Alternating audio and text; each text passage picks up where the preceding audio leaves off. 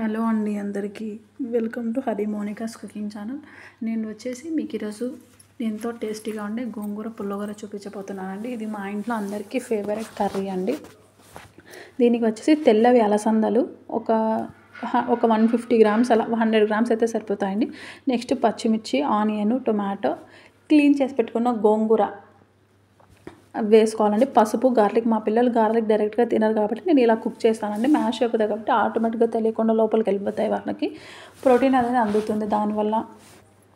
So నేనంతా అన్నీ కలిపి వేసేసి ఒక 8 విజిల్స్ అలా రానిచ్చుకున్నాను. గోంగూర ఉంది కాబట్టి కొంచెం ఉడికేకి టైం పడుతుంది. నెక్స్ట్ వచ్చేసి అది కుక్ అయిన తర్వాత పోపు పెట్టుకోవాలండి. ఇలాగా దీనికి కొంచెం శనగపప్పు ఎక్కువగా వేయాలండి. శనగపప్పు, మిరపకాయలు, ఆనియన్స్ కూడా కొంచెం ఎక్కువ పడతాయండి. అవి పండు కింద పడుతూ ఉంటే టేస్ట్గా ఉంటుంది.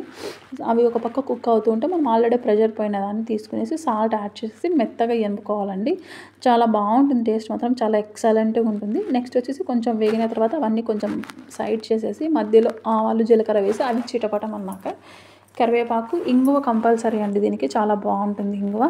ఇవన్నీ వేగిన తర్వాత లో ఫ్లేమ్లో మాత్రమే వేపుకోవాలండి.